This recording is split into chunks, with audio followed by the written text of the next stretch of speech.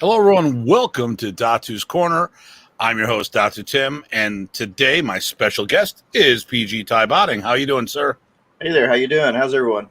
Hopefully everyone's doing well. So please, if anyone's out there, give us a shout out. I'm setting a few things up because, it's I'm not a professional at this. I rank amateur. But, there we go. And, of course, Mr. Wolf, first one to say hello. Hello, Mr. Wolf. You get the prize. You get all of them today. What are we giving away? Oh, we gave away last week. Exactly. A whole lot of nothing. Double. You get twice the amount of nothingness. Mr. Owens, how you doing, sir? Hey, Jeff. Jeff was talking to me today earlier. We're going to talk about doing an episode on Tappy Tappy. I got to get some video footage together for that, so I want that so we can break things down. And Mr. Jeremy, all the way from Canada. So we have Ohio. We have Ohio with Mr. Wolf. Jeff, I'm assuming you're in Michigan, or are you in Florida at the moment? I don't know. We've got Jeremy's up in Canada. Nathan, how you doing? I'm somewhere in the New England area. And then Mr. Larry, all the way from Colorado. All right. And yes, Jeff is in Michigan at the moment. Hey, okay. So it's good. That's pretty good. We're going to start right off. We got 11 people up on this. So usually we don't have that many people popping in real quick. So I am in the middle of doing a whole bunch. I got a bunch of headaches right now. I had a brand new computer this weekend, and I got a brand new monitor, which came in just before the show or just before classes. So I was struggling with getting everything done in time. So, hopefully everything looks okay. Got some, like I said, I'm just trying to get some issues. I didn't get to go through the list. We have a list of things. So today's topic is Modern Arnis, the most misunderstood of the Filipino martial arts. And in my opinion, sometimes misunderstood by the people who do it. So, want to have anything you want to throw in there right away before we dig into this? Well, I didn't laugh out loud on that one. I wanted to, but and also, right, the name. We've always had difficulty with the name, right? Modern Arnis. Modern is sounds strange to us, right? Okay, so let's talk about that. This is a great. This is going to pop right in this. I'm going to take some notes for future episodes. Ty, along with others, are going to be joining me on another episode, on another project. FMA Talk is coming back. It was in the discussion group, but now it's going to go into this digital format like this, and we're going to have the FMA Talk Martial Chronicles, and we're going to have themes. And one of them is going to be Modern Arnis. We'll talk more about. We'll do a whole series on this, so we can really dig in deep. So today, though, it's just going to be a little on the top, and then next week we are going to address Presas Arnis, and that's going to be, what is it, and is there a need for it or not? But we'll talk about that next week. Actually, no, we're not talking about it next week because next week is the 5th, and that's the day after the 4th of July. So, and here's Stuart Gray all the way up from the Cambridge, Ontario, another Canadian. So we are truly international tonight. And listen, everybody, you'll see there's Ty's YouTube channel is listed on the bottom. By all means, please go to one of mine, Tim Hartman or Datu Tim Hartman. Like, subscribe, share this video wherever you feel is appropriate. And there's plenty of other contact. Ty has his Jots, which is just one thing, kind of similar to the Modern Arnis Minutes, a little different. But we both have other content on there in general. He's in his so you've got a couple live things, which is Jot, right, and you've got your modern. What did we call your series? Because I don't even remember. Modern Arnis Basics, right? Modern Arnis Basics. Right. So then I've got the Modern Arnis Minutes, and then we have Datu's Corner, a few other things. So let's get into it. So we'll start off with the name Modern Arnis. Mm-hmm. So first of all, Modern Arnis was created in 1957. Next year will be the 65th anniversary, and we will be celebrating that here with an anniversary camp. Also, this summer, just FYI, we are doing a memorial camp for Professor. He passed away this August 20 years ago. And the 27th through the 29th, we will be doing the memorial camp here in Buffalo. So still room. We have less restrictions because COVID vaccinations are going up and cases are going down. So we'll be doing stuff from there. Mr. Brian, how you doing, sir? Although I don't think that's his face. Awful young smoking a cigarette there, and hopefully that's just a cigarette. So Remy Presas was the founder of Modern Arnis in 1957. Oh, hey, we've got someone chiming in from the Philippines. Excellent. Hey, nice to see you, Mr. Cribe. And, of course, Maria Aquino all the way from the Philippines via Toronto. All right, so we keep getting there. And Eric, oh, my goodness, a lot of people popping in. Very good. All right, Kid Spirit. Okay.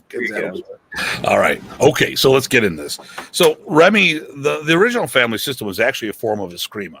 The first book is The Practical Art of Eskrima, which I did not pull out for this episode because I really didn't think about we were going to end up talking about this. You know, I don't know what kind of camera Ty's using.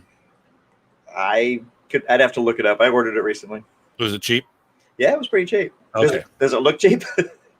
I don't know. Paulo, are both of ours, are we looking good? Are we looking bad? I'm using the Logitech Brio, the 4K one, but that's all I know. Okay, so Modern Arnis. It was a form of Eskrima that Professor learned during World War II as a child from his grandfather after copying what his father was teaching the guerrillas. So, it looks great. Good. That's good to hear. So when it came time, they wrote the book, it was The Practical Art of Eskrima. Then Professor talking to whomever, I heard it was Mrs. Presas at the time, but I've heard other people say it was Ernesto. It doesn't make sense to me in general, but it could have been because Ernesto would have been like 12 years old. But who knows? Anyone could have an idea. You know, I'm not going to... I heard about it, that it came from Mrs. Presas before I ever heard... I mean, before I even knew Ernesto, that's when I heard about it. So what Remy did was say, what they did was they said, let's use the word Arnis because no one else was using it. It was all Eskrima back then, which just goes back to the whole how people change names in the Philippines to suit whatever is more marketable at that moment. And they said modern, an American word, an English word, I should say, because it was English, which is from England, not America. But it was new and exciting. And now over here, and I never liked the word modern. I think it's a terrible word. I like the idea of Kombatan, which is Ernesto Presas' system, because it's Asian. And maybe it's me, but I don't like my Asian martial arts with American or English or Canadian words in there. Ty, what are your thoughts on that? No, it's the same challenge. And I have sometimes recently come across people where they think that I'm actually saying I'm doing this art, Arnis, and I'm going to put my own spin on it. I'm going to make it modern. They don't take it as, hey, this is the name that our teacher put on it. Because if you don't know, you don't know. So modernized Filipino martial arts is what they're thinking you're saying. Right. Which is accurate, but not. Right. You know, it's exactly what Professor did. And what do you think modern applies to? For me, well, teaching method for one. Okay. And two, the stick-on-stick contact, I know was part of the explanation that I got. Okay. So I like the idea of modern teaching concepts and modern applications for traditional martial arts. You know, a lot of the stick dueling stuff that we love to do in tappy, sombrada drills, groupings of the blunt walk, and so on and so forth. Love the stuff, not very practical when it comes to specific applications. I love it for skill development, but who's going to be stick dueling me in the street? Thoughts? Who's going to be sick? Somebody that you agreed to, so it's not a fight anymore. Now it's just a contest. Which, how many people do Filipino martial arts out there? Right, not a whole lot. I mean, we figured it out. It's like 1 in 10,000. So, I mean, if we're talking about doing practical martial arts, why would we train for the 1 in 10,000 versus the 1 in 100, or actually 1 in 100? 1% of the population does martial arts, which means in a room of 100 people, if you're in there, you're the one. I don't know about you, but I'm worrying about those 99 guys because, if it's the guy who's trained or a girl, bust out in the stance, I'm like, hey, what do you do? Really? Hey, let me buy you a drink. Right, exactly. And if it's local, I might know the instructor. Well, and if it's, if you're not training to duel people, really all you need to know is, hey, how do I swing a stick, not lose it, and then try not to get hit? It's 3 simple things, and you win, right? Yeah. There you go. There you go, Jeremy. Okay. So, now. So, I mean, that started back then. And Professor did things that weren't being done. He started the uniform thing, and I've had some people give me grief about the uniform. I have found no evidence of what we considered the bolero top, or what people are calling it. I never even heard that term, but the 3/4 uniform, I have never seen anything back in the Philippines and my stuff prior to Century making them, because we got our uniforms for Century. Now, I've heard from others that said, no, I trained there in the 70s and they had them there. And I'm like, I doubt. I mean, it was an American freestyle karate. No, I'm sorry. It was American karate, sport karate uniform. So I doubt that they copied the Filipinos, because why would they do that? It just makes no sense. It's not a uniform that really sings. And like I said, all the uniforms the professor was wearing prior to coming over here, they were just white, almost like pajama shirts. So, and I know someone's wondering, what am I talking about? So let me share. So you got a picture of the X martial arts before X was a thing? Well, I've got, I've got the, well, here we go, right there. There you go. This is the uniform top. It was red. Well, okay. Professor primarily used black. I've got it on the wrong screen. Okay. That's the problem when I've got multiple monitors. I'm using the wrong screens. Oh, Mr. Mason is saying hello. Oh, nice. And Carlos. Oh, we got another person watching from the Philippines. Thanks for popping on. I'm going to stop sharing because I can't fix it. I'm not a rocket scientist. That's you. So we got Mr. Craig and Carlos. Thanks for watching. So and of course, why can I not get to this screen? Oh, there we go. It's a problem when I set everything up. I didn't get to do things right because it's me. Here we go. There's the first book, Practical Art of Eskrima. That was the very first book Professor put out. We referred to it as the White Book, not to be confused with the White Album. That was the Beatles. Then he redid the cover. From there, I just went to Modern Arnis. But I mean, right there, there's the uniform there. That's a Century uniform. This is a Century uniform. Actually, that's probably the photo I took that everyone harvested off the internet. Here's the second book. This is when he came to the States. Actually, this is the third book. There was the pink book. So this is O'Hara did this with him. And then he re-released the pink book later. There's a blue and green book. They're all the same book. It's the book from the Philippines. One's in English. Here's the pink book right here. This is the English version of it. I've got this one that's a modernized right there. But I don't know where some of the stuff comes from. Okay, here's the green book. It's the Tagalog version. you know. So I've got a bunch of all these, and there we go. So I'll go back over to here. Some nostalgia there. Yeah, stop sharing because I'm not into sharing. I'm a greedy bastard. Okay, I'm glad Ray likes this so far. Oh, we haven't really said much.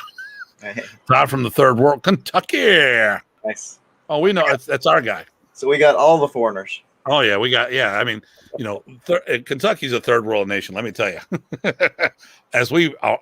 Of course, it's not Pennsylvania. That's south of us here. That's north of Kentucky. That's in between. But anyways, I digress. So, so right off the bat, I've dealt with the same thing like Ty talked about.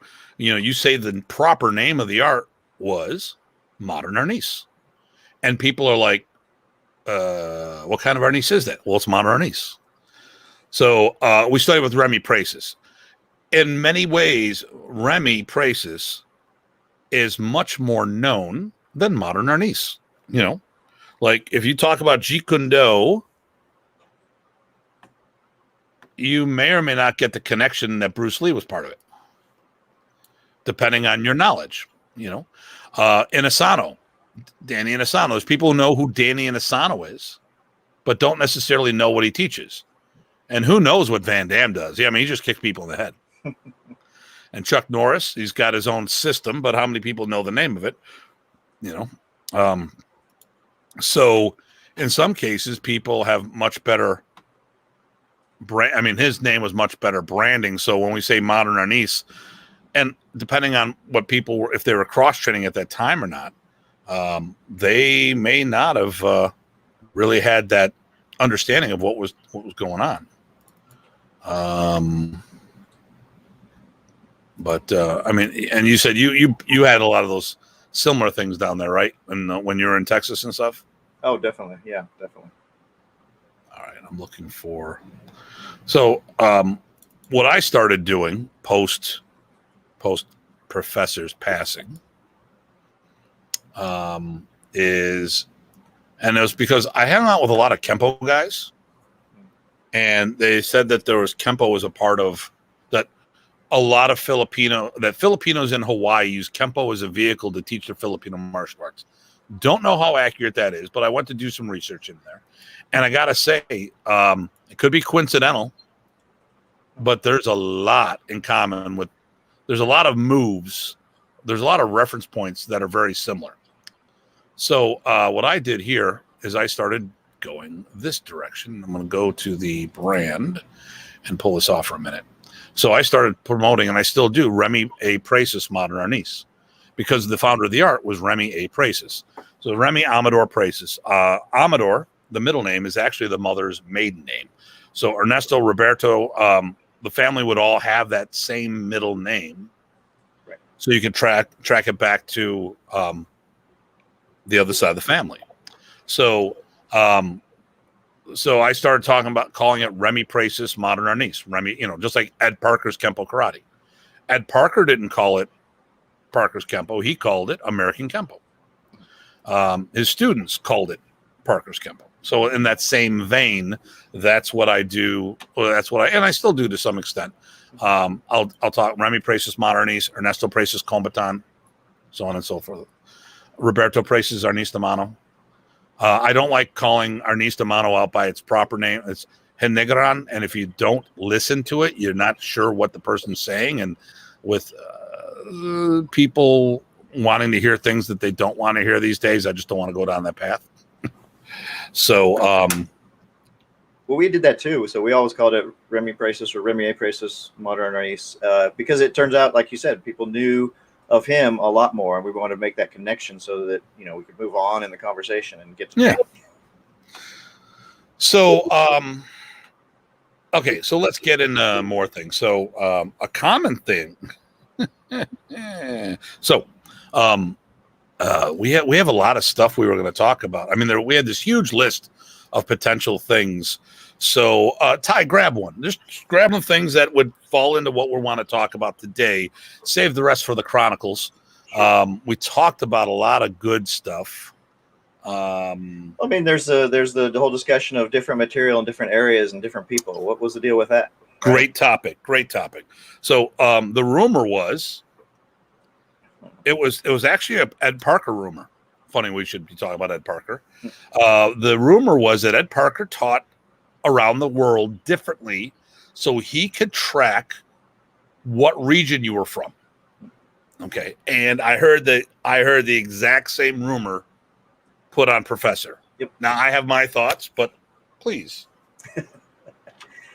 Yeah, so we heard the same thing. I didn't really see it, actually, partly because, remember, my teacher, Eric, was in the East Coast, and I came up in Texas, and it really depended on, more from my perspective, right? It really depended on who was doing the learning, right? Okay. So whoever was learning at the right time, and there was a certain way you moved, and almost everybody did this as a secondary, tertiary, or add-on art, as we'll probably get to later. And so they had different ways of moving, but Remy would work within that and give them the concepts and principles to get them started. And so lots of people look different, and they weren't taught differently because of tracking. They were taught differently because of what they brought to the table. And if you remembered who was where, and Remy had a great memory, he could sort of remember how that happened. That's the quick and dirty version. Okay. I'm looking at Jeff's here. Am I missing something? I was trying to read it too. Yeah, Jeff, can you resend that? I don't know if I'm reading that right, and my dyslexia doesn't help. Oh, I think he was talking about the connection between why does Kempo seem to blend really well with Arnis, and maybe it's because of Bruce's influence with, of course, the flowiness and the movements of Kung Fu, right? I don't know. That'd be a good question. If he got that, please pop that out there. I don't know how much Bruce Chutnick. Okay. Oh, okay. Okay. Okay. So let's talk about Bruce. Well, we're gonna go off. Right. We'll talk about Bruce in a minute. So, because that'll go into generations versus eras. There you go. Perfect. That's our next one. There you go. Okay. So, here's what I'm going to say about the professor teaching differently to track people down. I'm going to say that's nonsense. Here's the thing. I spent more time with Professor than I know of anyone else in the States. Okay. I before it became a thing to do, I was following him around in the 80s whenever I had a handful of cash, gas in the tank, and I'd go somewhere and I'd hop in. And actually, the funny thing was, like, that's how I got to meet all the East Coasters and Midwesterners. Although I don't see how Michigan is Midwest if Chicago is Central. I'm just saying. I know. It was back in the day when they said, "Go west, young man," and they hadn't gotten that far to Illinois. So it's in the Illinois area. It was probably west. So it was the midway point. I get it, but still. So Modern Arnis, I got to see a lot of places, people all over the place, and it's real simple. Professor taught to the room. Okay, so I've committed to not only the art but the craft. Now, what's the art versus the craft? The art is doing the art as a standalone program. Ty and others, small handful, learned how to do Remy's teachings, and I'm going to iterate that. Oh, yes, he said yes. Remy's teachings as a standalone program. So I started in the Filipino Karate Academy, which was owned by John Bryant, and to my understanding, Remy was a silent partner in that. Remy was there quite a bit, and I got to see him a lot. And he would do seminars. He'd stay there for weeks at a time and would do seminars where we would never pick up sticks. Okay. And it wasn't doing Wally's J's jiu-jitsu blended in, although you could do that stuff as well. But this was back in the 80s. And he was punching, he was kicking. My first lesson in Sikran came from him. He had told me that Kun Tao was part of the art. And, when I go and do these other systems, a lot of this is to train and to look at the potential connections and our roots. I've done some Kempo, and everyone thought I was a Kempo guy for the longest time. because I was a guest instructor at their camps all the time because I was the Arnis guy. And I got to believe that there was some kind of cross-pollination, but I don't know where. I don't know if Kempo influenced it or Hawaiians or Filipinos who came through Hawaii influenced Kempo. But there's a lot of material there that it's the same. But the thing here is, professor taught to the quality to the people in the room. I mean, there was 3 hotspots for Modern Arnis, and a 4th was developing. Now, when I'm talking about hotspot, I'm not talking. I'm going to say cities, okay, or the metro, the greater area. So the first region that truly developed strong, was Philadelphia. Well, okay, now let me rephrase it. He started in San Francisco and Sacramento. He started in the Bay Area where he first moved in, did a bunch of stuff there. But when he started doing gigs over on the East Coast and there was no other competition, and it was a better business move, he moved operations to the East Coast. And Philadelphia was the stomping grounds. And it's crazy the amount of Kempo schools, because it was a Kempo guy that initially hooked up with Remy. It was Joe Palan. Wait, no, I'm sorry. No. It was Joe Bridenstine, who ended up becoming the weapons instructor during Joe Palazzo's camp. Joe Palazzo was the head of the WKKA, the World Kempo Karate Association, which was a Parker Kempo association.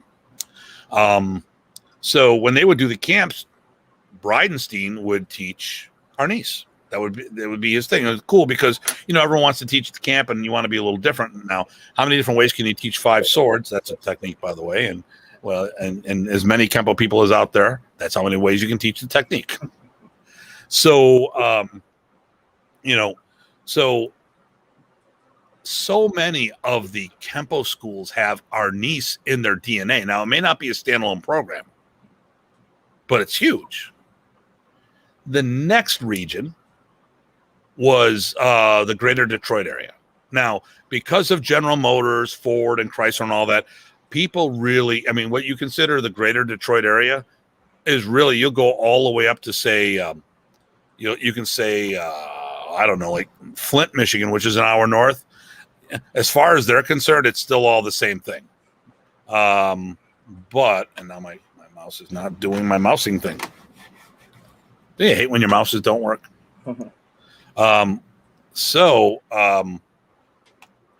What happened from there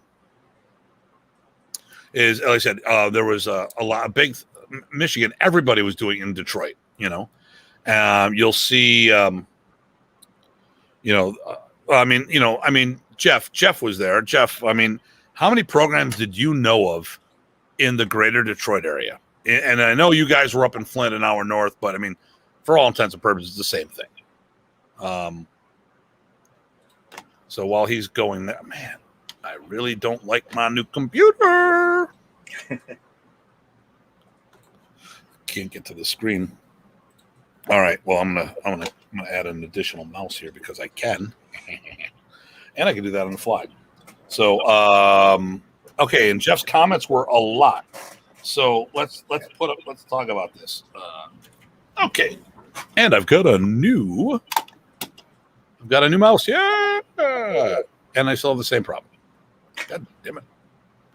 Can't get to my screen. I changed on the. Okay, there we go. Okay, I see what I did wrong. Okay.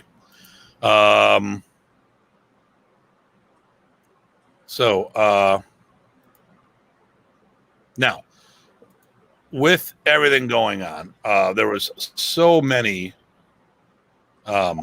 different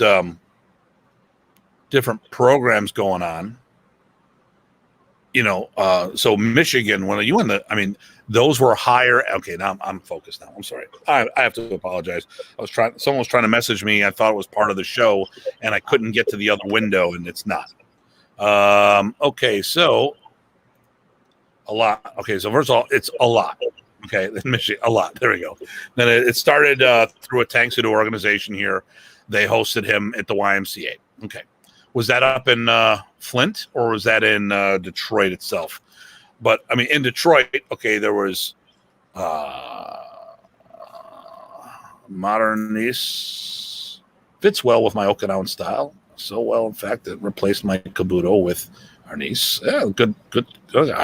I like that. That's right. That works better. We might be biased though.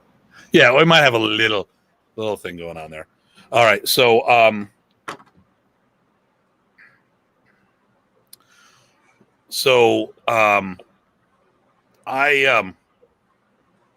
yes, in Flint. That's okay. That's what he said. He'd bring him up in Flint. Well, then he might, if that was the first in Michigan, it migrated down to Detroit. There was probably probably 6 or 7 clubs in Detroit, maybe more. And then plus whatever else. I mean, and then it went over to Windsor. So it went across the bridge. So Windsor, Ontario. Let me see here. But Rocky had something going with him before Detroit. Okay. So Detroit is like Buffalo in the sense that it's right on the Canadian border. So there's a bridge and a tunnel. I like the bridge, just for the record. I don't want to get stuck underwater. I've gone both.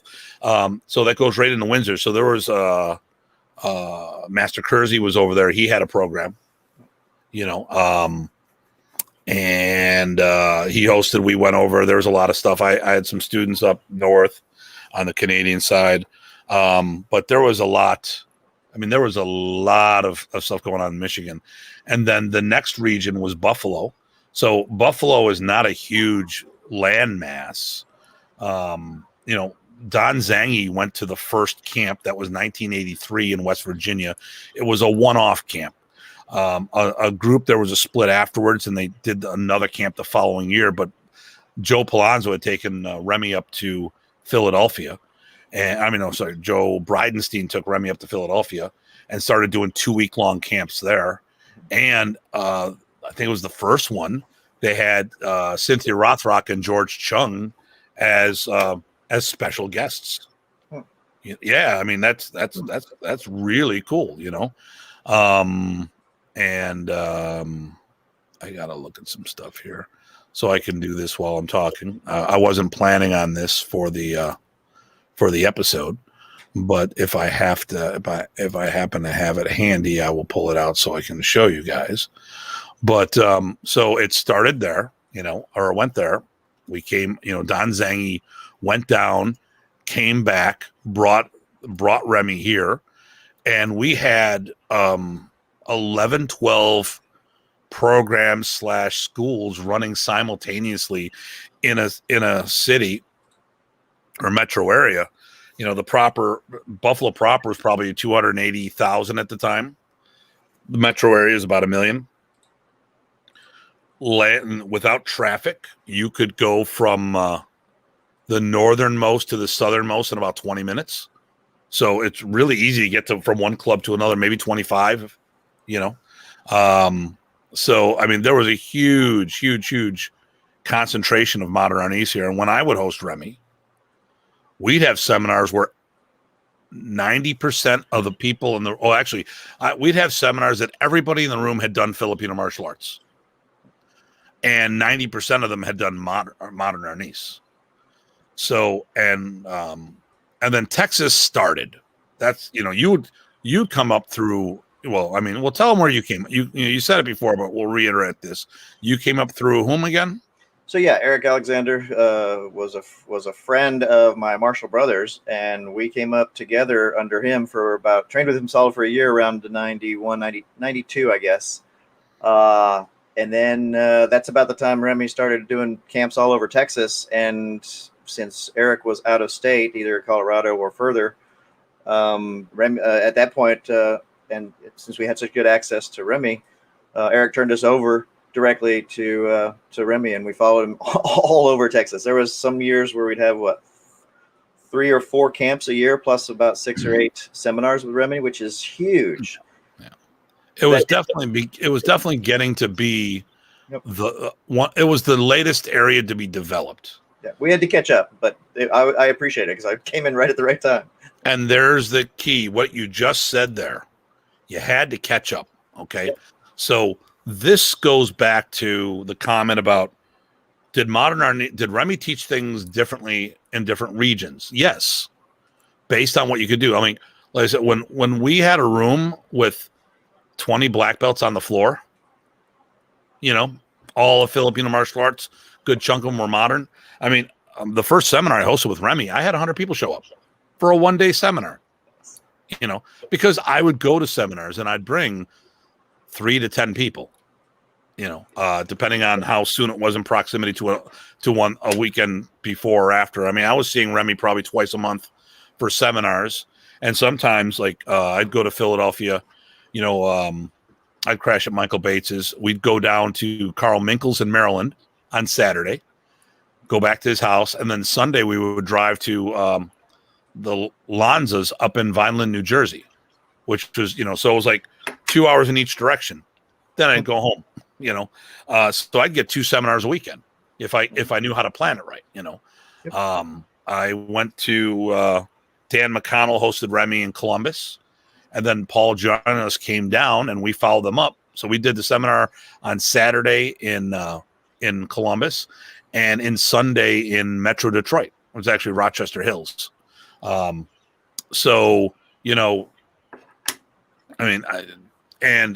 everywhere I was, I noticed different teaching style because of their level of understanding. And like you made that point there, it was playing catch up. I mean, Remy was beginning, he was working on a project to go to Mexico. He did something down in Mexico, and they were talking about doing more. Well, that would have been the newest region. And well, actually, the newest region of catching up would have been Europe.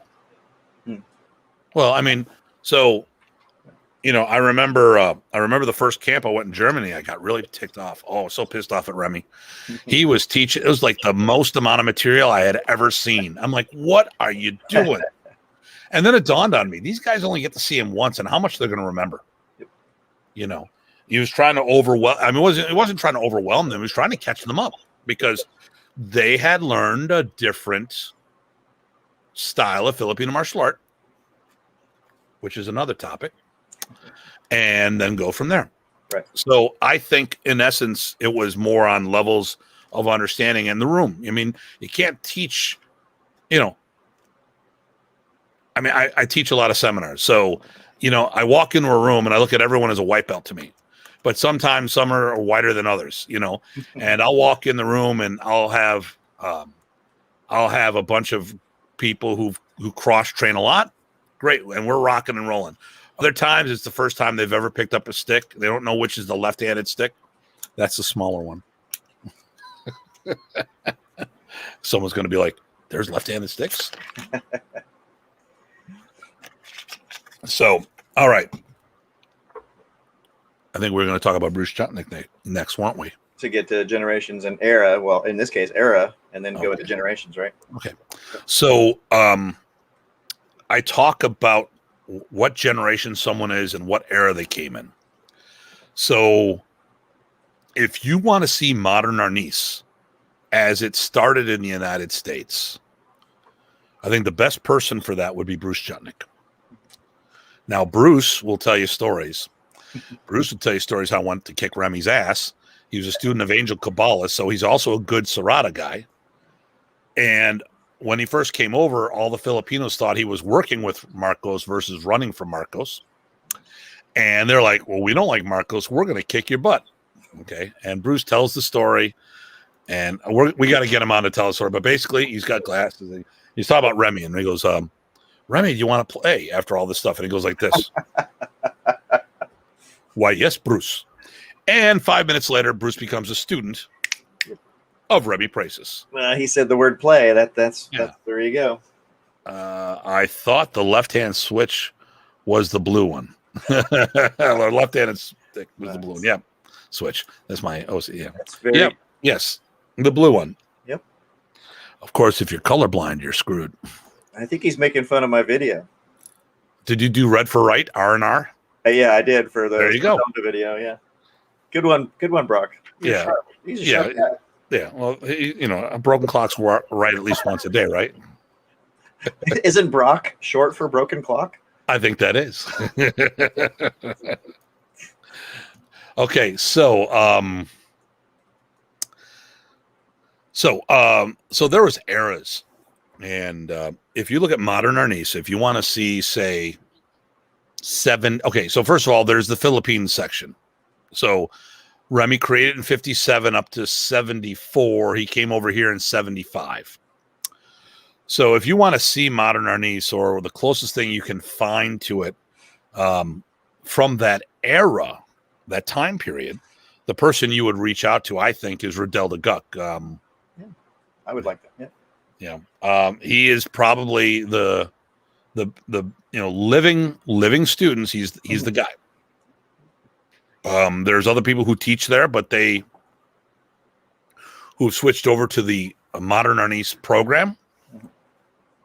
But the operative word there is switched. They didn't start in it. So, and that was in the 90s. So they wouldn't have an idea of what Remy was teaching when. Another person, a really good person,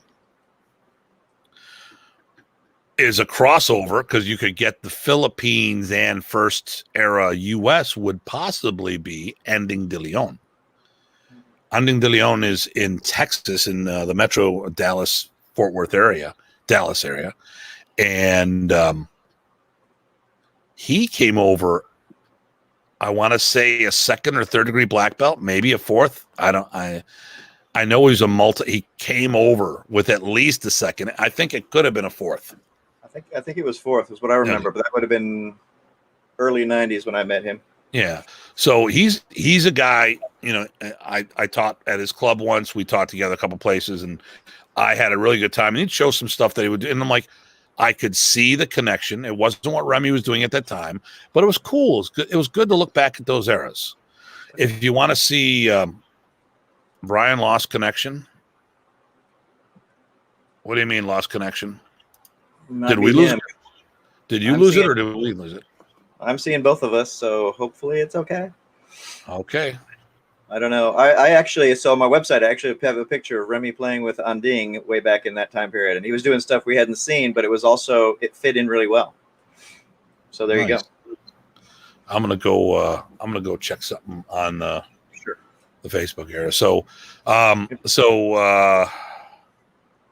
get to my page. Personal. See if I'm brought. Oh yeah, we're broadcasting. I'm looking over there. Yeah, over there. That's what I thought. Yeah. Okay, so maybe it was lost connection of people. Oh, that could be. Yeah. Sibo, thank you. Brian, please elaborate, and thank you, Stuart, my man. Okay. Yep. We got it. Yep. So eras. I would say Riddell the Guck is a living era person. Another person, a person I would like to do stuff, but he hasn't done anything, is Roberto. So, and Roberto Presas, love him. We visit him every time we go. Yep. And his wife made the comment, wait for it, here we go. Arnis killed his brother, so I gave Roberto a choice, me or Arnis. And I looked at her, and he chose well, because she's tough. I wouldn't want to mess with her. Holy cow. Yep. Okay. Oh, okay. All right. Okay. Well, you can always look on this on YouTube later. Please go to YouTube and subscribe. But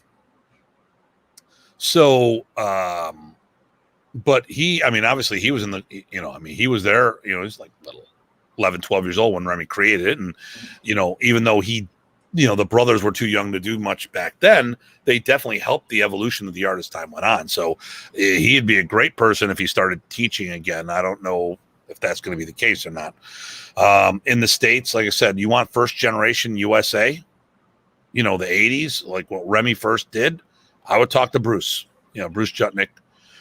You'll get some other 80s people, you got, it depends on where you're going, but, you got Kelly and Dan out on the West Coast, Northwest. Yep.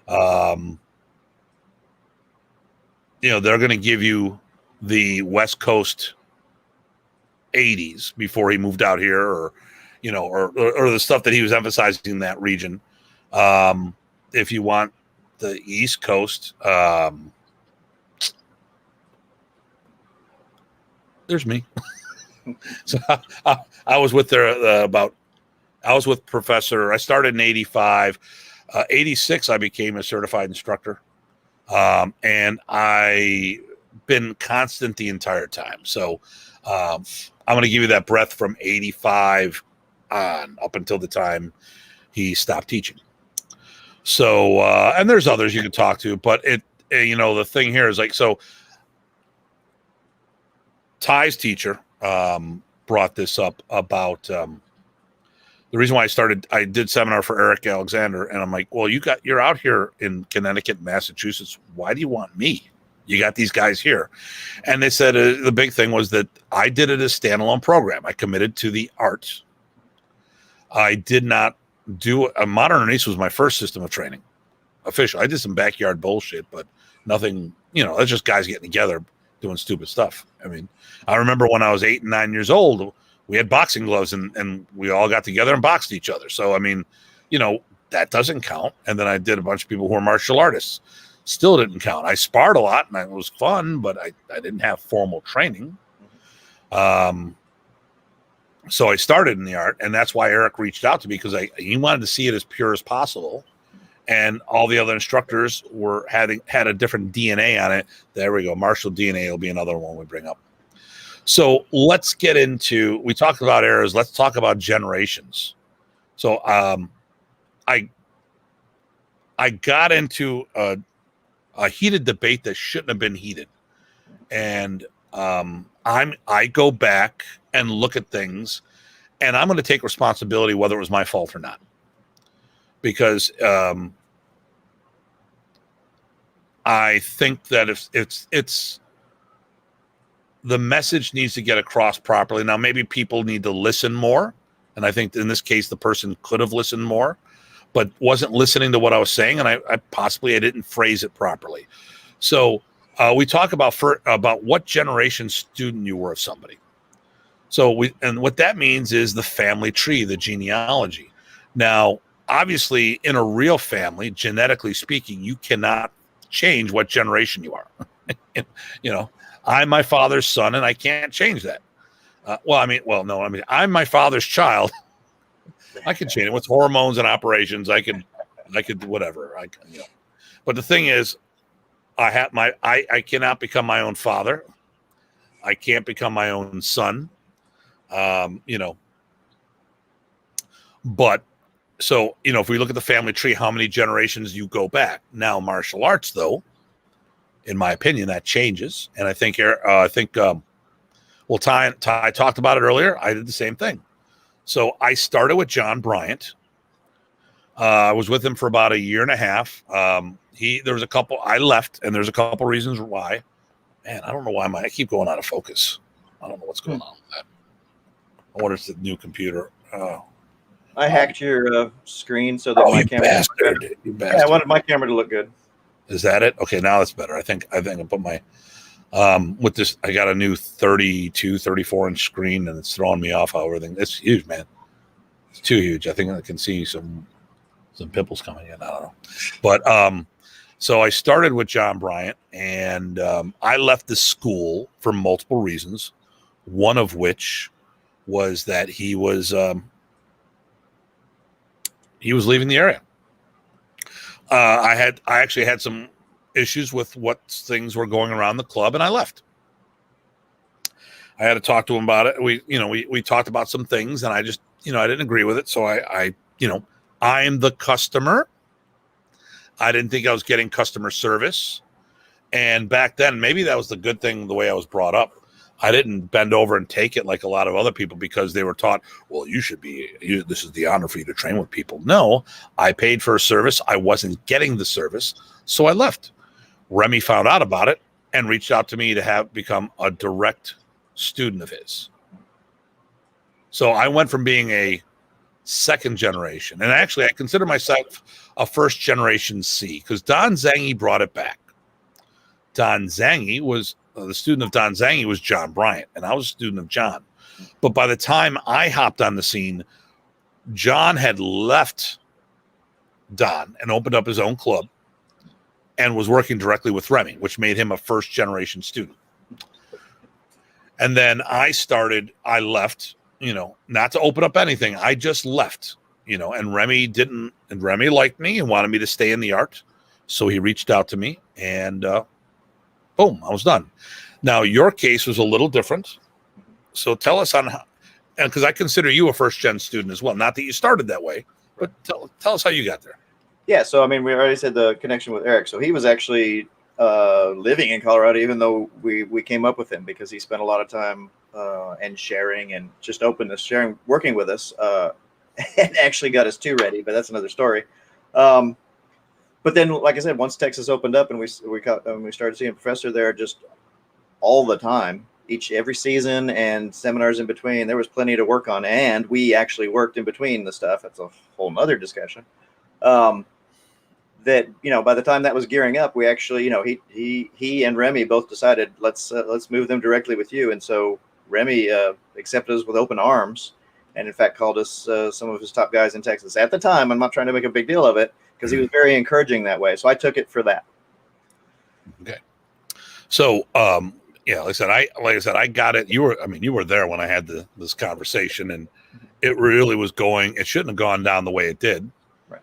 There was no yelling and screaming, and you tried to put a positive spin on things, but and I get it. I mean, you can't change the generation of a family, but you reported directly to the man, which made you a first line student. You didn't start that way. But like in the military, you get promoted up. Okay, I'm just a foot soldier, and now I'm a sergeant. Now I'm a lieutenant. Now I'm a captain or colonel. I'm not sure the order it goes in. And then eventually become a general, and you report to whomever, or eventually you become the guy or the girl. And on top of that, he said, "Hey, you're going to start a couple clubs up under, my clubs under him," and so that also solidified more of that. So there's a few aspects to it. So era is the time period that someone trained in, and generation is their training relationship with that person, which could have changed over years as people retire. Like Brian Zawolski did not start as a first generation student. He was a student of Sifu Lee Lowry. He was a teenager.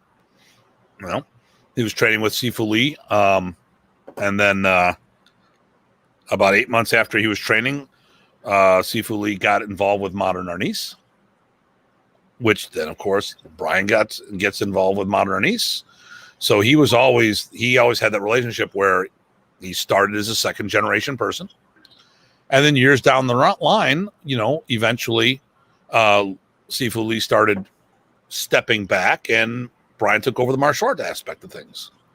So, like I said, another person that I consider a first generation student, a lot of the Chicago guys started through George Mazak, and then eventually became a direct student of Remy, and like I said, it was Don Zangi who brought Modern Arnis to Buffalo. Everyone and all the guys trained with Don at one time or another until Remy brought them, got to a certain point, and then they eventually worked with Remy one-on-one. But the difference though is like, okay, my black belts versus Remy black belts. And this ties into this, and I just want to, because this is part of the conversation. I have a phrase called RPCs, Remy Presas Certified. My people, I train them. They become a black belt in Modern Arnis. They are not Remy's black belts. They are my black belts. It's my work with his seal of approval. Now, Remy had told me that here's a big one, no one had the authority to promote the black belt. Okay, and I know people hear different things and all this other stuff. I asked him back in 92, 93. This was when Dan Anderson was still involved. And his comment at the time was, hey, not even Dan can promote. So, next question, sir. just like, hey, what belt do I need to be to promote the black belt? You can't. Okay. Right. I was gonna say, I was hoping you cleared that up to black, because there were some people that were promoting with color with Remy's blessings. Yeah. And that's the thing, is like Remy may have said you can promote, and the question should have been asked To what? level? Okay. So here we go, Jeremy. Yeah, it's easy to understand. I'd be a third, except Evan is teaching, so then arguably a fourth. Yes, if you're a student of Evan, that would make you a fourth. If the bulk of your training came there, if he's just filling in, no, you'd be a third generation. You're actually tied with. I mean, Evan is a third gen. You would be a third gen if the bulk of your training is coming in through Craig. You don't temporarily step down. I have people fill in for me all the time. And hello, Michael, another Michigan. Is that your M4?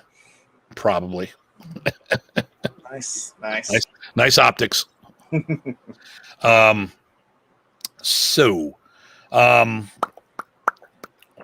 was the next on the list we were going to talk about?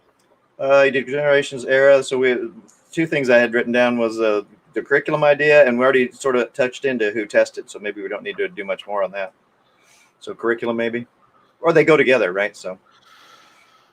Okay, so let's get into it. The question I have for you, Ty. Here we go. Was there a written curriculum? Boom. Oh, wait, let's go back and go a little more. I'm going to be more specific. Was there a written curriculum in the organization? And I'm gonna leave that. It's an open-ended question. You know where I'm talking about. Yep. But could you find a curriculum that was organizational, recognized? And it's off to you. All right, good. Let me back into that just a little bit ahead of time. So one of the things you mentioned was taking it as a standalone art and wanting to be as true to as the breadth of material as possible. That's one of the things that Eric and I talked about early on when I first started training with him. That's one of the things he brought to the table. So he, as a teacher, had a curriculum that was very specific based on what I'm going to share next. But at least from, I can only talk about what I saw, but from the early 90s onwards, at every camp where we did tests, there were testing packets, and there was a list of material on there that was to be gone through, and everybody tested the parts that they could do. So there you go. It was laid out on paper. It was at all of the camps, at least that I was at, and there was a rubric. So I call that a curriculum. Wasn't associated necessarily with rank, right? But it was all laid out on paper, and the sum of it, or the bulk of it, right, was getting to black. So that's what I saw. So not only with the school and the teacher, but then also during camps. Okay. So there we go. So it was recently brought up. This was a pet peeve of mine, but it was recently brought up that Remy didn't have a written curriculum. Now, here's what you got to remember. If there was a test that was on paper, okay, in the last week when we talked about it, it was a written test. I don't mean you had a written, is it A, B, or C? I'm talking there was a test on paper. You were asked to do the material on the paper. You were given an exam to go for. And, it looks like Ty's going to go into his notebook. I think I might have one. Just a second. Yeah. Now, we got somebody from Chile. Hello. Get that. So, I was fortunate. John Bryant had a written curriculum. So when I left, I used the written curriculum, and I've evolved it over decades. But when my first black belt was Dr. Jeff Leader, one of my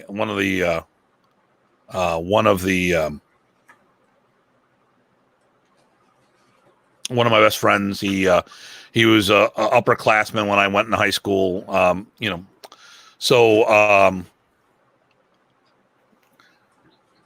He goes, Tim, I want to learn Modern Arnis. And he was one of the guys that I used to do that backyard training with and all this other stuff. Beat the crap out of me because he did Ishido karate and wrestling, and I wasn't in his weight class, and it sucked. Let me tell you. So we had the curriculum. we trained the curriculum every day. We went to camp, and all of a sudden they handed us the test, and Remy and he goes, "There's not a damn thing on this test that you haven't taught me, Tim." So the first camp, out of nowhere, we had, I mean, it had all the forms, it had the angles of attack, block, check, counter, all the disarms, sombrada drill or 6-count drill. I use both there. But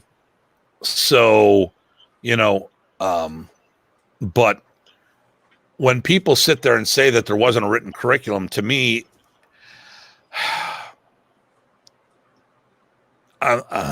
it's a hybrid of you're lazy or you're too used to learning by rote, and you really didn't understand the concepts of Remy's teachings in the first place, because it's all about innovation and thinking on your own. I get it. A lot of martial arts, a lot of the common martial arts were brought back by the military. It was, you were told what to do, when to do it, and so there wasn't a lot of independent thought. I have people come from other clubs to train with me, and they really can't understand why I have so many different ways of dealing with the same attack. And then I go, well, wait a minute, you do this, and this. And I'm like, oh yeah, you're right. But, it's got a different name. They have a different, they don't understand on how you could do the same defense against multiple lines of attack, blah, blah, blah, blah. So,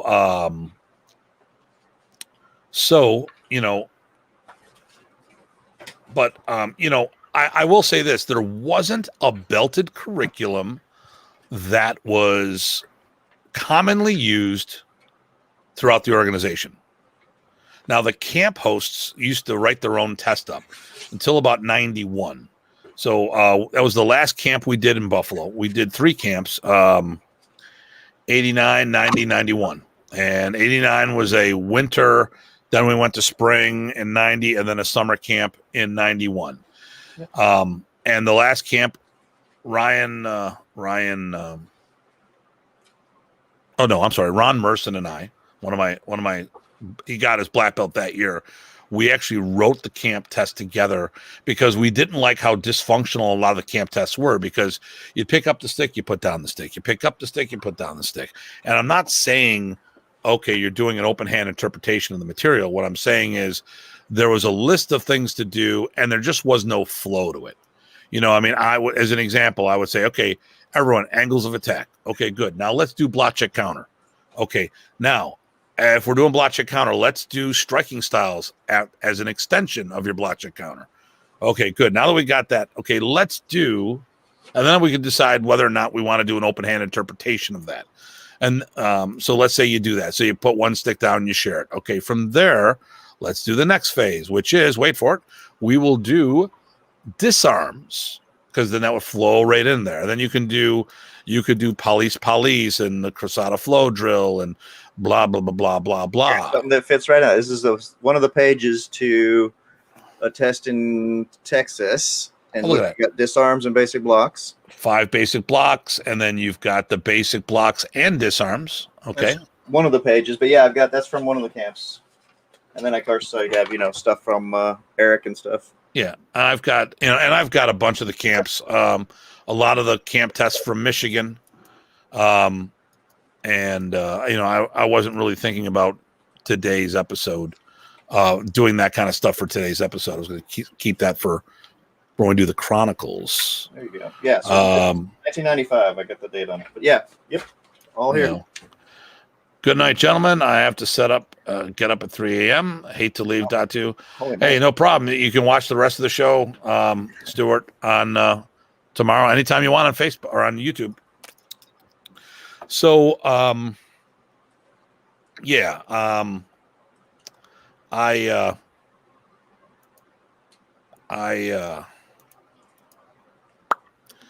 so there definitely was a written curriculum for the test. Was it broken down by belt? No, it wasn't. But that doesn't mean you couldn't do it. I remember showing my curriculum to somebody, and they were going, well, there's no spear hands in what we do this. And there's not this, that, and the other thing. I go, wait a minute. You're telling me that we don't, in one form, I got to get it right. in the seventh form, Yep. Which is like a hand form, you know, there's, and we do the low block, the blocking here of this nature. So, you know, if I wrote out, you know, open hand, that we do inward block and outward block, rising block and downward block. Just if someone's to say, well, we don't do that, I go, really? It's in all the forms. Right. Okay, you know, Anuisa, you do trapping hands to the right, trapping hands to the left. Oh, X block. Bolo punch, knife hand block or throw, trapping hands, and a downward block, circle, double punch, downward block again. You know, so there's definitely the X block and you know, if you're talking traditional stuff besides the parries, you've got down block and X block and Anuisa. I know there's an inward block and Anu Deloa off the top of my head. So now there's three blocks right there. Anuisa, we do the rising blocks in there at the end. Rising block, you know, boom. So reverse punches and all this other stuff. There's knife hand strikes, you know, and they're like, oh, so you deconstructed the form. Yeah. Just like I deconstructed I would have deconstructed the test and make it in if I didn't have a curriculum to begin with. But what I started doing is looked at the test and looked at the curriculum and put more in the curriculum sheet. So all of the elements were addressed, because I didn't want to just do spear hand in the form. And actually, it's not a spear hand, as I learned later, advanced applications to set up for a grappling move, blah, blah, blah. But, you know, the thing here is if there was an element, okay, there's front kicks and side kicks in the form. So I want to practice front kicks and side kicks. Yep. You know, there's a crescent kick in the eighth form. Which may have another application, but it's there. So, you know. So well, to be fair, a lot of people didn't learn past 4, right, of both of them. So, and I hate using the forms as what, you know, the defining thing, but right. You know, as an example of, well, did you, how much did you learn? You know, did you learn this? Did you learn that? Did you see all this stuff? Well, it's all dependent on, you know, how you went with your training. You know, did you look into more in this? And we can keep going and going and going. So we should probably come up to an end. Like I said, this is a prequel. This is a prequel to a future series, because there's way too much material. Well, maybe we want to catch one last thing, which is maybe what is the most, do you think, in your, you know, because you've heard a lot of this too, and probably more than I have, what is the most misunderstood thing about Modern Arnis? And I know there was a couple likely candidates in the list we talked about. Okay. All right. So here we go.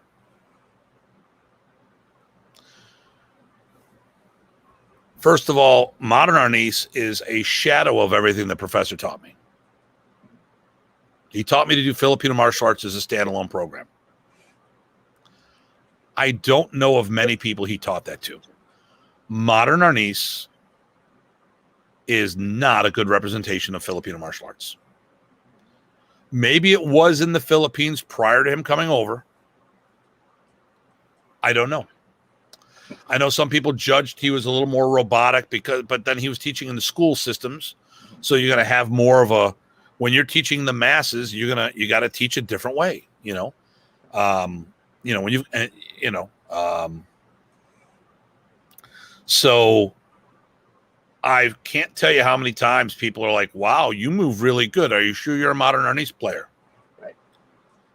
And Remy did not teach the majority of the people how to become Filipino martial artists.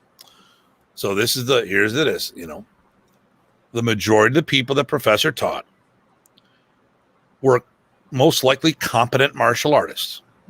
And he taught them on how to become better martial artists using Filipino martial art concepts to enhance their base system without compromising the integrity of said system.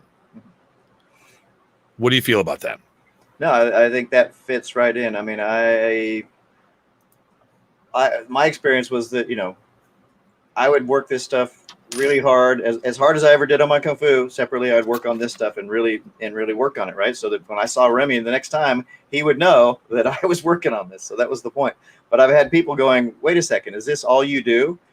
Because their mindset was a little differently. Hey, we're adding this on. So how could this be all you do?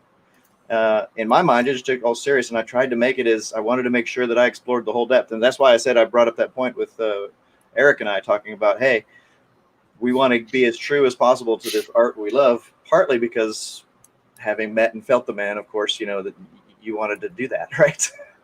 You have so much cross-pollination. So, when you go to, if you've never been to a seminar or camp with a professor, you don't know. Well, it's like going to any seminar. Here's the thing. Professor realized he was a genius in one way. In many ways, he realized that people were not going to leave their primary system to learn Modern Arnis. Right. They've been with him they've been doing their primary art for years, and they're not going to change it. Now, what he decided to do is say, all right, well, let's embrace that and use that. Like when you go to college, if you change your degrees or try to get a second degree, there's probably a lot of credits that are applicable to multiple degrees. Okay. So he built off of that common denominator. If you were on a bunch of punchers and kickers, he didn't teach you how to punch and kick. If you were a grappler, if you did like some form of locks and controls, he didn't teach you. Now he might teach you how to do locks and controls using a stick, but he wouldn't teach you basic locks and controls. I've heard quite a few people say, I'd like Modern Arnis, but I'm not interested in double stick. Well, there's not double stick. Well, I don't want to say that. Modern Arnis can be whatever you want it to be. I think that's, there's, yeah. Well, there's Ernesto specializes in double stick. And so there's a lot of, modern that comes with that name. Anyway, that's another discussion. Yeah. So, the modern people never really took their FMA training wheels off. Okay, let me ask you this. Okay, here, folks out there, I'm going to ask you. I'm going to ask two questions. Similar questions. How many people do you know that have committed to the art? How many people do you know that's committed to the craft? The art is doing Remy's teachings as a standalone program. The craft is doing it as a standalone business. Okay. Like I'm a karate school that does a little Brazilian jiu-jitsu. I'm a kung fu school that does a little, I don't know, whatever kung fu schools might do on the side. Tai Chi sometimes. Maybe a little Tai Chi.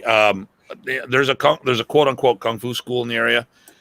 It's in the mall. It was known more as a knife shop for the longest time until the mall started dying. The bulk of their income came from selling knives and swords. So they could teach their martial arts however they wanted. I don't want to say they weren't a school. They weren't dependent on the students that came in. It was because they did all the stuff on retail sales. It wasn't on the service. Okay. So how many people did Modern Arnis or Remy's teachings as a standalone? And how many people did it as a craft? Anybody? So I'm going to throw a few names out there that did it as a standalone. I would say the Flint, Michigan group. They talked to Rich Parsons a lot about that up there. I would say, and I thank you, Jeremy, but I'm going to talk about during Remy's era. Okay, and there we go.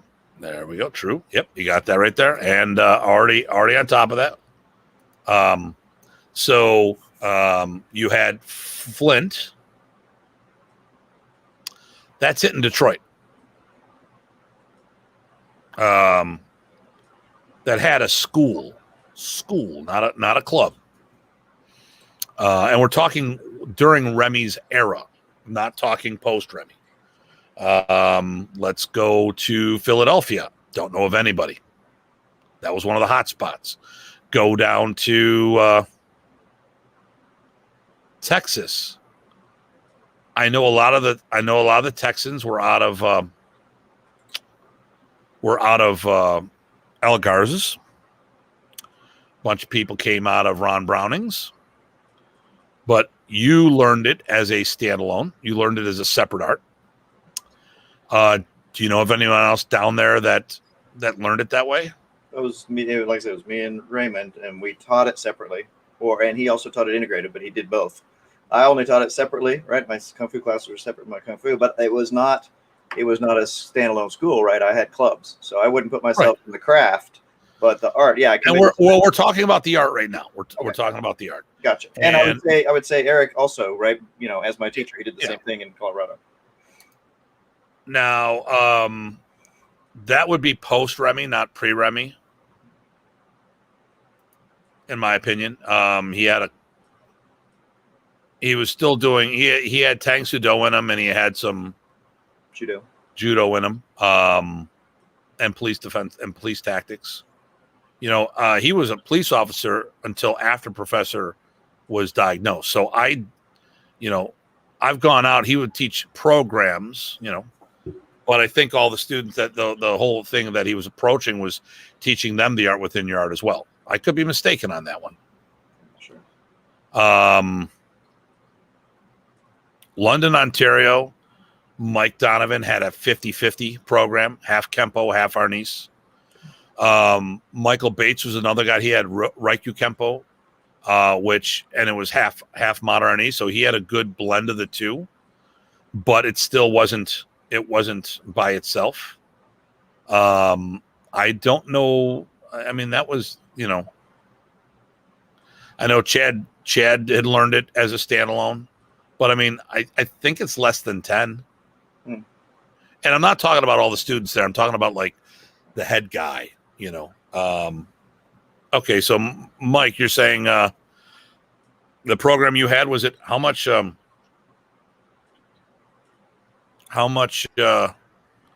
Soo Do influence in what you were doing? Oh no, I'm sorry, that's Chris Davison. My bad. Wrong. My bad. Never mind. Ignore that last comment. I think so. Bruce taught it separately. It wasn't a standalone school, but it was again committed to the art for at least for himself and his focus. Let's see. Okay. Also, there's another name. I'll think of it later. Anyway, keep going. Okay, but I really it's less than 10, I'd say. Oh, or maybe Rick 10. Ward. Didn't Rick Ward have his Arnie separate than his kung fu? I don't know.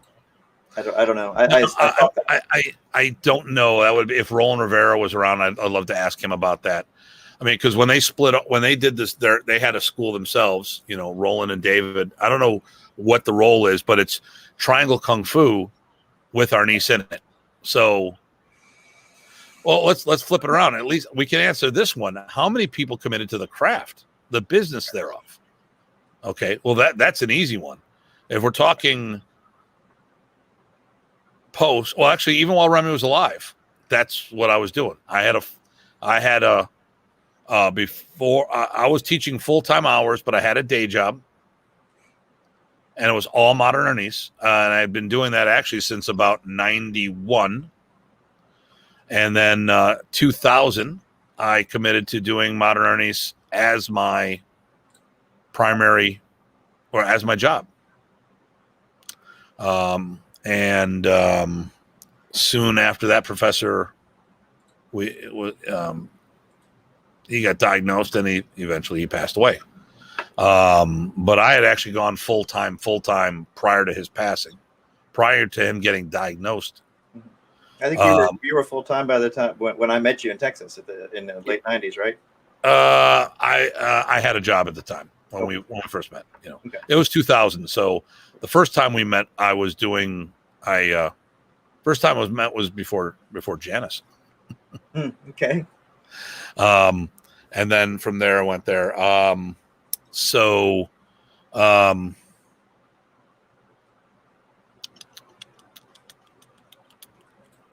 Yeah, so there's that. I mean, but of the craft, who's doing it? Who's doing it? I'm not going with any extra names. Afterwards, there's some arguable ones, but they usually had some other. It wasn't primary living, essentially. It wasn't their craft for their lifestyle. Right. And the thing here is, and this is a big pet peeve. So I'm going to throw something out there to quench a fire, hopefully before it goes too crazy. And that is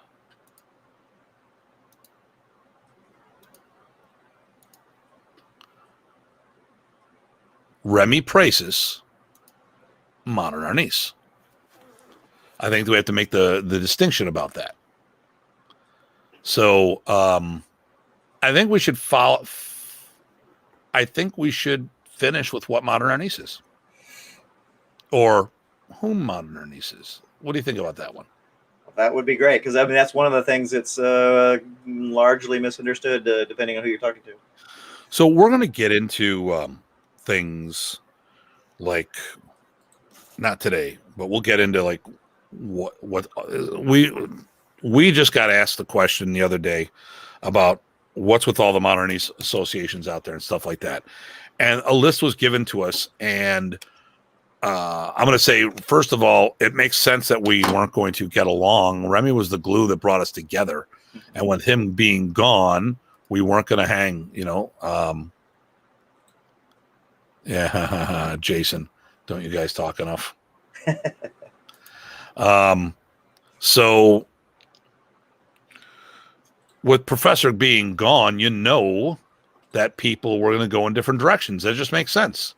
There's people that quit completely because they were there for Remy, and when Remy was gone,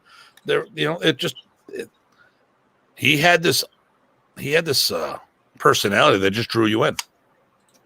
Absolutely. But okay, what is Modern Arnis?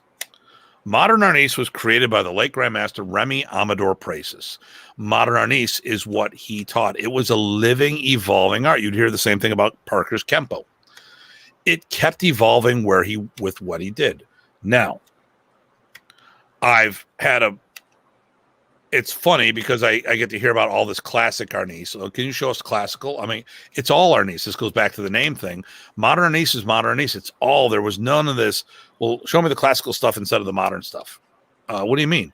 Well, the Bani and Bana and the Rumpi. I mean, the striking styles? That's not classical. That's the striking styles. Yep.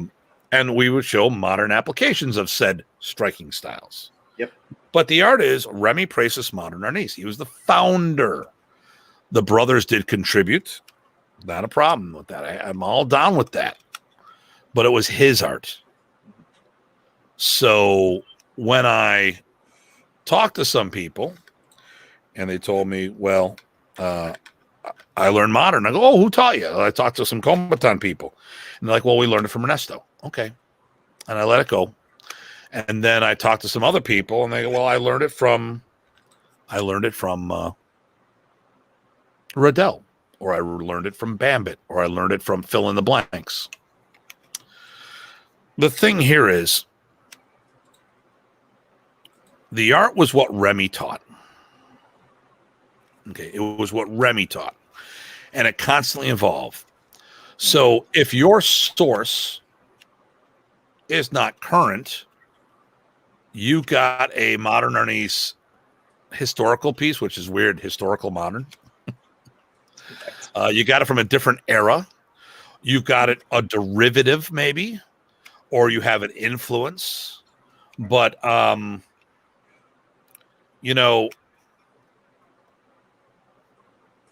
Remy left the Philippines in 1975. There was 26 years of evolution that they did not have access to because they didn't have the internet. There weren't smartphones. There wasn't YouTube. Remy went back once in 1999 because we were supposed to do a camp there, and I should have went with him. And most likely I would have probably ended up teaching a whole bunch of people a bunch of the material. But he didn't go to teach them. He went to set things up and relax. Because the whole idea was he was going to work, as he told me, Tim, I will work like a dog for 6 months and go to the Philippines and live like a king. Okay. And that was the goal. He was setting camps up in every state. I heard him give the camp speech in Ohio. He already had the camp speech in Michigan. I heard him give the camp speech in New Jersey. Oh, you should have your own camp.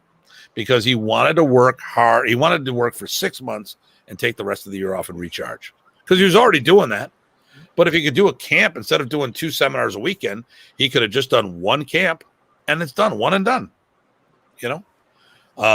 And then he was delegating. I mean, I was doing a lot more teaching at the camps. I was doing the forms. I do the striking styles, fill in the, I do some knife work, that whatever. I mean, whatever he wanted me to do, that's what I taught. Disarming, you named it, But, if you learned it, I mean, Modern Arnis, it was the creation of Remy Presas, just like the creation of Combatan. All right, was Ernesto Presas, and Henegran Arnis D'Amato is Roberto. How many of you have seen students disappear for years, come back, and you got to catch them all up? And they may have been training, but they haven't been training what you've been doing. What if you updated material or delivery systems or definitions and stuff like that? Now maybe you're in a martial art that never changes. That's not Remy's art. I got to see how he changed techniques. Part of it was, based on better teaching methodologies. Others were, when I first learned, a lot of the techniques were more brutal. They were strength-based. It was about hurting your opponent. And then he started having more women and children training. So he modified the material so it would be accessible by everyone, which to me is a sign of a very progressive instructor. Remy fought this stuff, and a lot of people forget that or don't know about that. He fought in the streets in the Philippines. He was a bad dude. He didn't fight in the war. He was too young for that. But he fought in the streets and actually ended up being one of Anchabacon's top fighters, because the last art he trained before forming Modern was Balintawak Eskrima. But it wasn't the last influence. He came over here. There's a lot of Wally J influence. There's a lot of everything influence. Not to mention, he just figured out better ways of teaching things. And one thing that they didn't have, I'll give you one example of what they didn't have in the Philippines. They didn't have left versus right. So Remy did this whole section where specifically left hand against the right hand. Why? Because he's a lefty. And he taught himself to be a righty. When you watch him doing right hand material, you would never know he's a righty or a lefty. And he had some maneuvers that he liked doing. And finally one day he figured out how to come up with to put left versus right into his drills. They didn't have that influence in the Philippines. They didn't have the small circle influence in the Philippines. And one I hate talking about it because it's not the end all be all of the art, the forms. Like I said, I don't like talking about the forms because people, it doesn't cross over. But the thing here is the forms, the open hand forms, that was all done here in the States. We went to the Philippines. And the second time I went, I brought my people. I'm with Riddell's people. I go, show me the forms. And one of their girls showed me the forms. They go, you got to show my people. You want to learn it? Nope, I already know them. And they did them all like Shotokan karate, very staccato. I'm like, but man, like Riddell's Delin did them. She was exactly the way that I was brought up doing the forms, but I smoothed them out because I did it in more of a, wait for it, Filipino manner. But why would it be harder style over there? Because a lot of them are competing against karate, or it was Modern Arnis was Philippine karate, and that's the name of the school, Filipino Karate Academy. That's where I started. That's how I started in this. So I'm not saying that there isn't a lot of derivatives of Modern Arnis. But if you didn't get it directly from the man or one of his, wait for it, current students, then you might have gotten the art from an era. and you could be missing huge chunks of material. Just like even the modern, the later era, the last era, if you did not start early enough, you may have missed huge pieces of material. And you got to remember, the people were making comment, well, Remy didn't teach this. He was teaching other stuff. You got to look at him. He goes on tour. He's like a band. He's going to play the favorite hits, and then he's going to do the hot material. But we as students should do our homework. And I remember Randy Shea once asked me, Tim, there's a movement to just do the test, whatever's taught at camp, and only what's taught at camp. I'm like, that's stupid, because then you're missing all this material. Now, I'm not saying that every piece of material that we couldn't streamline the test a little if that was what their point was. It's just like that was a long test at the end of the camp. If you wanted to make it a little shorter test, there's things we could have done. Sure. In my opinion, there was some redundancy that we could have got. If you could have done X, Y, you didn't need to do Z. But to say, example, okay, do you want to say forms are, get rid of the forms? Now, I could care less, one way or another. I was the forms guy. I was the everything guy at one time or another, because that's what I did. I committed to the craft in addition to the art. But, to say we don't have time to do the forms and never do them again.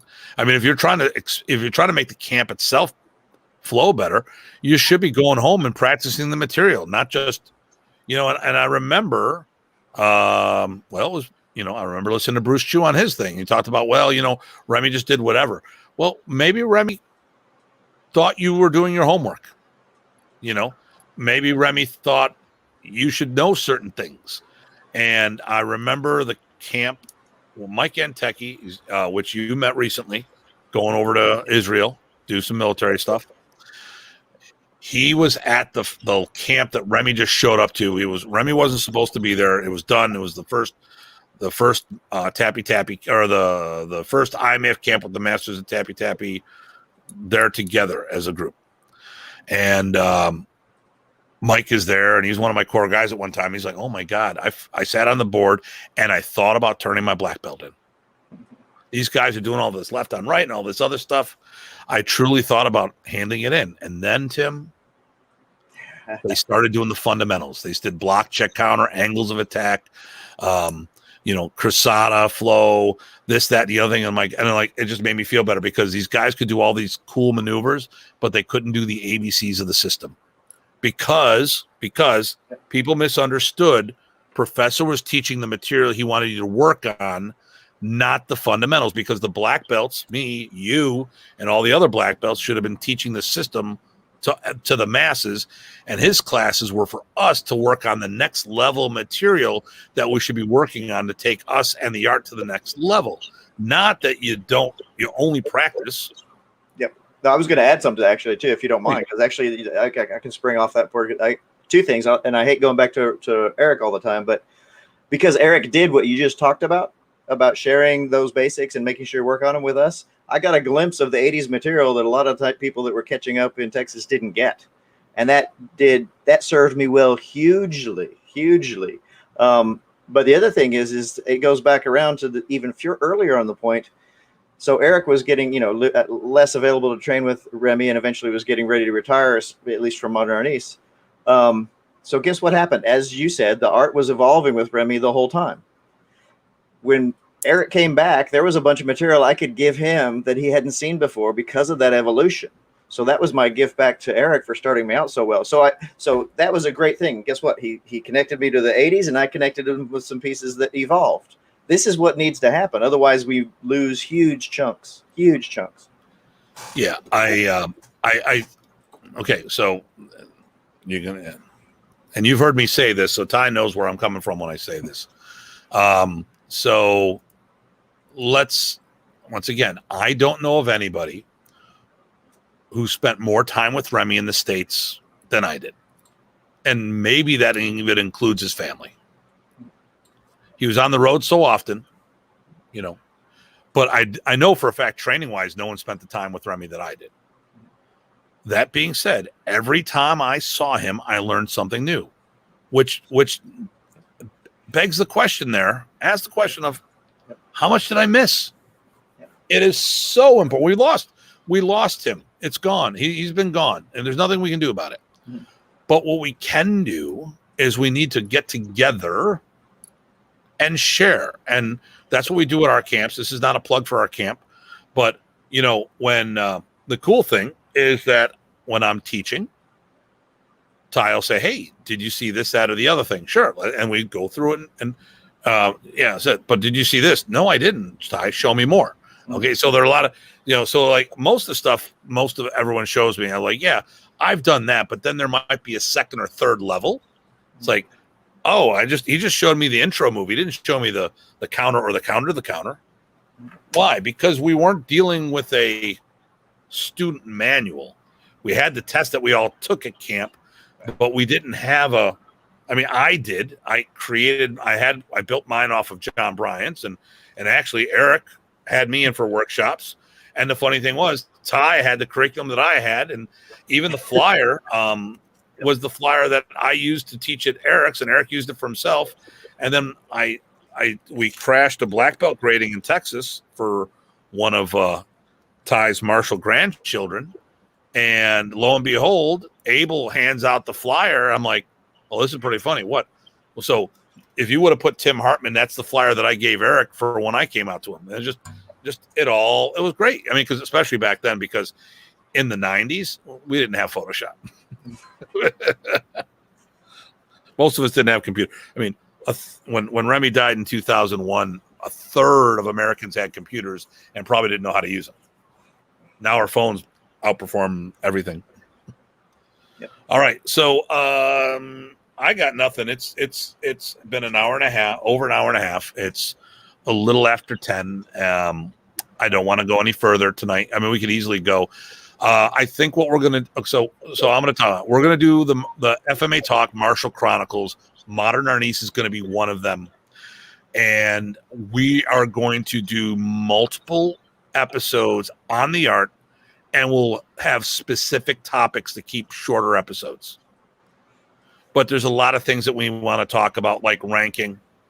And I did a couple of these things before, but okay, what were the belts? Okay, there's one on this, but someone asked me, well, you guys didn't use different color or the same colors. I go, the levels were the same, but we may have used a couple different colors to represent them, and we can talk about that. Wise, I'm glad you always. Thank you, Larry. So I want to talk about. I heard a rumor about it, instructor levels. I'm going to get that one right now. There's only 3 instructors that I know of are instructor diplomas. It was basic and advanced, and then eventually Remy put an apprentice one in because I had an apprenticeship program, and I kept promoting it. And he goes, "Oh, that's a good one, apprentice, good." But we'll talk about black belt versus first degree. We can get into who, why, when, where, what. I mean, the history is important. What was the first camp? West Virginia. What was the second camp? Metro Philadelphia. And that's what blew up Filipino martial arts here on the East Coast as a whole. But, and then we're also going to do ones on Kombatan. We're going to do ones on Balintawak. I want to do some on Bikini Tertia, and have people in those industries. And I'm going to bring them on. I do an excellent Remy. What do you know, Jep? How are you doing, Jep? I'm sad now because it's time for us to depart. Best show you've had. Really? Okay. Well, I'm glad you like it, Jeff or Scott. Sorry, I'm watching too many things. My dyslexia. I'm pulling this from that and the other thing. But we're gonna get into all these things, and I think because we need to get it out there, and this is going to stay on YouTube because of a platform that should stick around for longer and hopefully outlast the two of us.